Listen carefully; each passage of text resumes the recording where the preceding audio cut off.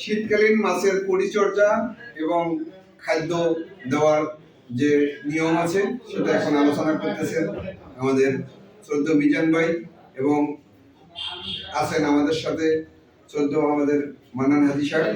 উনি আসছেন এখানে আলোচনা এবং পরামর্শ করার জন্য। আলোচনাটা খুব সুন্দর হবে, আপনারা একটু ধৈর্য সহকারে দেখুন। আমাদের শীতকালীন যে মাছের পরিচর্যা, আমার মতো মাছের সমস্যা হয়েছিল এই সুমন নামে এক ডাক্তার আছে, এই 4 সালে।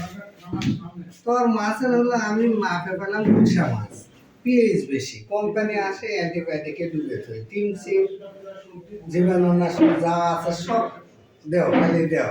তো মাপে পেলাম কি আছে গুলশা 1000 করে পার ডে মরছে। মাপে দেখি যে তার হলো পিএইচটা অতিরিক্ত বেশি নয়।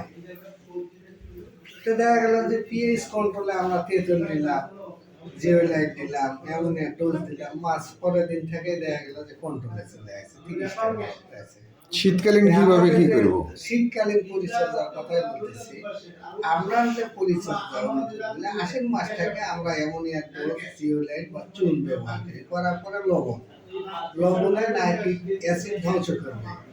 সেটা হলো 1 লিটার পানির জন্য 1 লিটার 10 কেজি লবণ ব্যবহার করা লাগে নাইট্রিক গ্যাস ধ্বংস করবে। তাহলে 5 লিটার পানি যদি হয় 1 করে 1 বস্তা লবণের কাজ। হ্যাঁ, লবণ দিব, লবণ দেব, দিলে আমরা শুনলে পানির পিএইচ ভালো পাচ্ছি, নাইট্রিক গ্যাস যাচ্ছে লবণ দিয়ে। এর পাশাপাশি যদি মনে হয় আদার্স গ্যাস মনে হচ্ছে তাহলে অ্যামোনিয়া ডোজ প্রয়োগ করবো। আর শীতকালে যে খাবার পরিচর্যা গরমের থেকে 100%, এটা আমাদের আবহাওয়া অনুকূলে একটু নির্ভরশীল। দেখা গেল যে 11 ডিগ্রি নিচে এলে মাছ খাবার মুখে নেওয়া, তার উপরে কিন্তু খাবে মাছ। 15 ডিগ্রির মধ্যে মাছ অ্যাভেলেবল খাবে, বাংলা মাছ খাবে, পাঙ্গাস খাবে। এটা আমাদের মনের ধারণা যে শীতে কম খায়। হ্যাঁ, 11 ডিগ্রি নিচে এলে মাছের খাবার বেশি খাবে। এটা অনুকূল বুঝে পরিমাপ দেখে খাবারটা দেওয়া লাগে, মাছের কোয়ালিটির উপর। এর হচ্ছে আমাদের শীতকালীন মাছের পরিচর্যা। শীতকালে আমি ভাসমানটা কম খাই। হ্যাঁ, ডুবার মাছটা বেশি খাওয়াই।